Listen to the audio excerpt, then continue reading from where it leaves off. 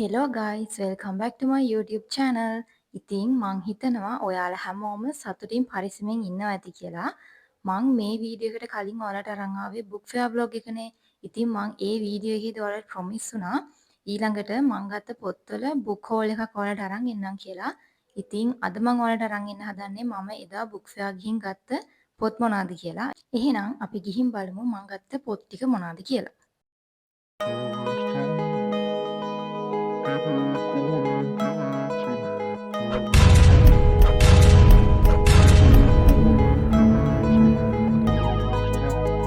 ඔයාලා එදා වීඩියෝ එක බැලුවා නම් දකින්න ඇතිනේ මම එදා මුලින්ම ගිය ෂොප් එක මොකක්ද කියලා.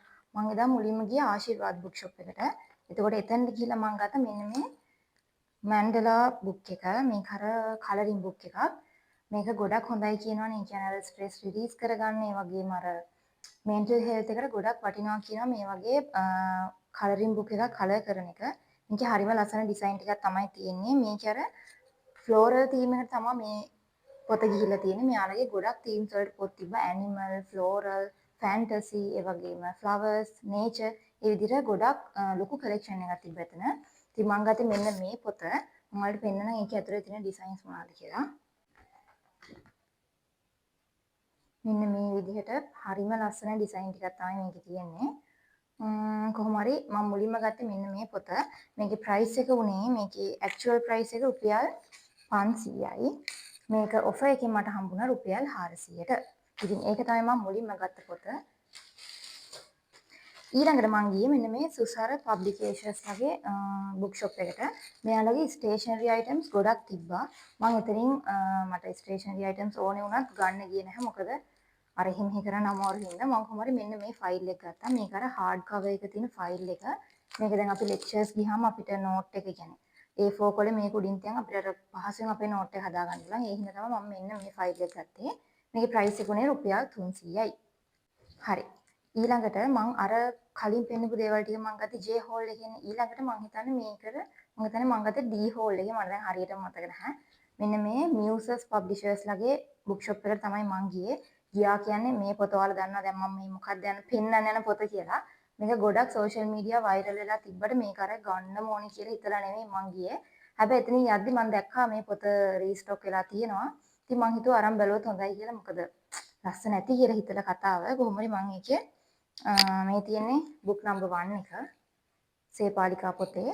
ඊළඟට මේ තියෙන්නේ බුක් නම්බර් 2 එක. මේ එක පොතක් බැලුවොත් ඔයාලට පේන්නේ නැති එක පොතක ප්‍රයිස් එක රුපියල් 2350ක් වෙනවා. හැබැයි එදා යාළගේ ඔෆර් එකක් තිබ්බා. බිල් එක නම් නැහැ මට මතක හැටියට පොත් දෙකටම මට ගියේ 3800ක් වගේ ගාණක්. එතකොට 20% වගේ ඩිස්කවුන්ට් එකක් ඒකට ඇඩ් වෙලා තියෙනවා. ඒ වගේම යාලා මෙන්න මේ විදිහේ බුක් මාක් එකකුත් අපිට දෙනවා. ඉතින් ඔය දේවල් ටික තමයි මම මියුසර්ස් එකෙන් ගත්තේ. ඊළඟට මං ගියේ සරසවි බුක් ෂොප් එකට. ඔයාලට පේනවා ඇති. සරසවි බුක් ෂොප් එකේ ඉංග්‍රීසි පොත් තියෙන පැත්තට තමයි මං ගියේ. මොකද මං ගන්න හිටපු ගොඩක් පොත් ඒකේ තිබ්බ හින්දා. එහෙනම් අපි එකින් එක අරන් බලමු මම මොනවද ගත්තේ කියලා. මුලින්ම මං ගත්තා මෙන්න මේ Good Vibes Good Life කියන පොත. මම මේ පාර ගොඩක් ගත්තේ අර self improvement books කියවන්න ඕන හින්දා. ඉතින් මුලින්ම ගත්තේ මෙන්න මේ Good Vibes Good Life. මම මේ පොත් ඔක්කොම ගන්න කලින් හොඳට රිසර්ච් කරලා ගියේ. කියන්නේ chat GPT එකෙන් බැලුවා, Google එකෙන් බැලුවා. පුළුවන් හැමතැනින්ම වගේ හොයලා තමයි මම මේ පොත් ටික ලිස්ට් කරගෙන ගියේ.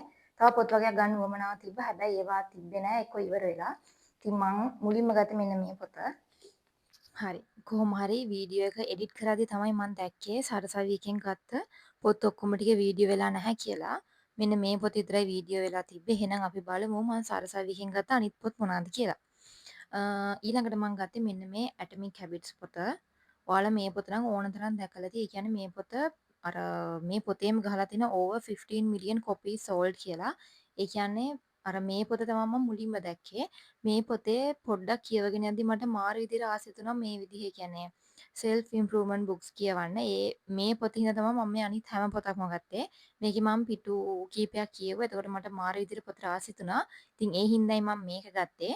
කොහොම හරි මේකේ ප්‍රයිස් එක උනේ රුපියල් 4270යි. ඊළඟට මම ගත්තා මෙන්න මේ Rich Dad Poor Dad කියන පොත. self improvement books categories වල අනිවාර්යයෙන්ම එන පොතක් තමයි මෙන්න මේ පොතත්. ඒ වගේම මේ පොතේ ගහලම තියෙනවා celebrating 25 years as the number one personal finance book of all time කියලා. මේ පොත ඕන තැනක රෙකමන්ඩ් කරනවා self improvement පොත්වලදී.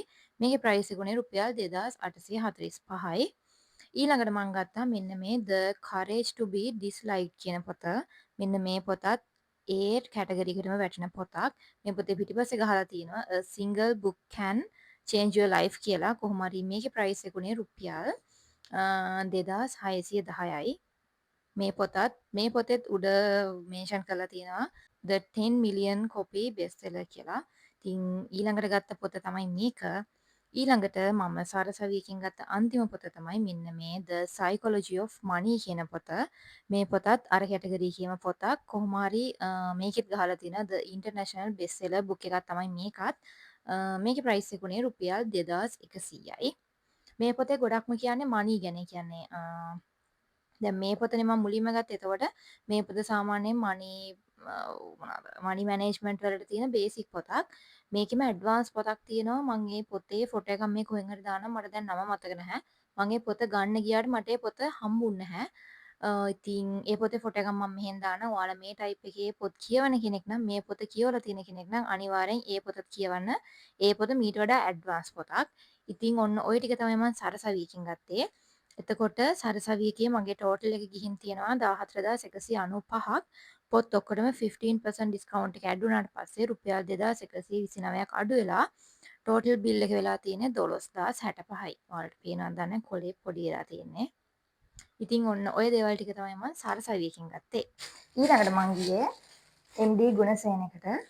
MD ගුණසේනකේ ලොකු පොත් කලෙක්ෂන් එකක් තිබ්බා. ඒ කියන්නේ දැන් මාසෙකට කලින් රිලීස් වෙච්ච පොත් පවා එතන තිබ්බා. අපි හිතන්නේ නැහැනේ දැන් මාසෙකට කලින් රිලීස් වෙච්ච පොත මේ වෙද්දී අපිට ලංකාවෙන් ගන්න පුළුවන් වෙයි කියලා. හැබැයි ඒ විදිහේ පොත් ගොඩක් ගුණසේනකේ ගන්න පුළුවන්කම තිබ්බා. ඉංග්‍රීසි පොත්වල ලොකු කලෙක්ෂන් එකක් තිබ්බා.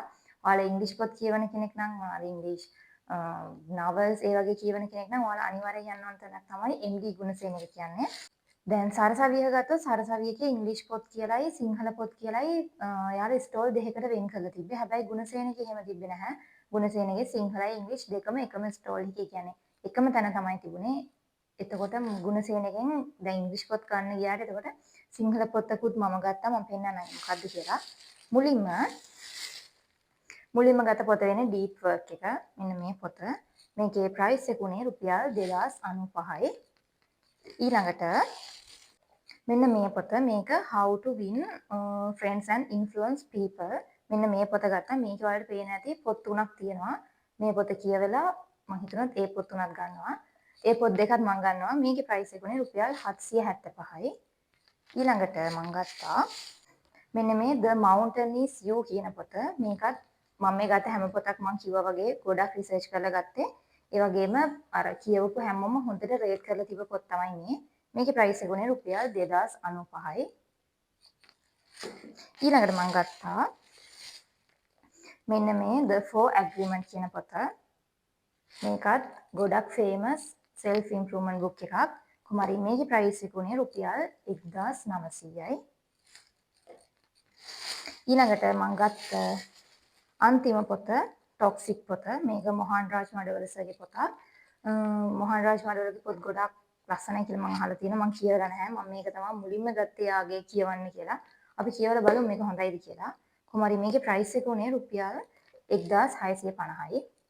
ඉතින් මේකේ මට බිල් එක පෙන්නුවත් ඔයාලට. මේකේ කොහොම හරි ටොක්සික් පොතේ මම හැම එකකින් ප්‍රයිස් වලට කිව්වනේ. මේකේ කොහොම හරි ටෝටල් එක ගිහින් තියෙනවා රුපියල් 8515ක්.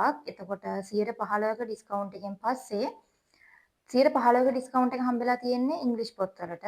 ටොක්සික් පොතේ මට හම්බෙලා තියෙන්නේ 110ක ඩිස්කවුන්ට් එකක්. ඔයාලට පේනවද දන්නේ.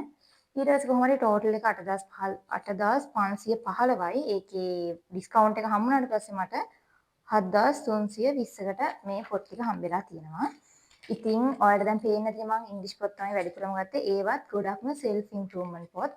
මේවා කියවලා මම පුළුවන් වුණොත් ඔයාලා රික්වෙස්ට් කරොත් අනිවාර්යෙන් මේ වගේ book review එකක් අරන් එන්නම්. මම book review කරලා නැහැ. හැබැයි මම වීඩියෝස් බලලා තියෙනවා. ඒ විදිහට ඔයාලා කැමති නම් අනිවාර්යෙන් කමෙන්ට් එකක් දාන්න. මම ඒ පොත් කියවලා පුළුවන් ටයිම් එකක් හම්බෙච්ච ගමන් ඒ පොත ගැන රිවිව් එකක් ඔයාලට අරන් එන්නම්. ඊළඟට මට මේ ස්ටෝල් එකේ නම මතක නැහැ. හැබැයි මම ඒකේ ෆොටෝ එකක් ගහගත්තා. ඒ ෆොටෝ එක මම ඔයාලට දාන්නම්. මෙන්න මේ ජර්නල් බුක් එක මම ගත්තා. මේකේ ප්‍රයිස් එක උනේ රුපියල් 1400යි. මෙන්න මේ විදිහේ ස්පයිරල් පොතක්.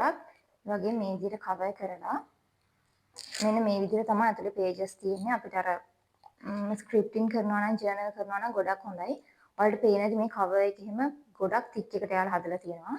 ඉතින් ඔන්න ඔය දේවල් ටික තමයි මම කොහොම හරි බුක් ෆෙයාර් ගිහින් ගත්තේ.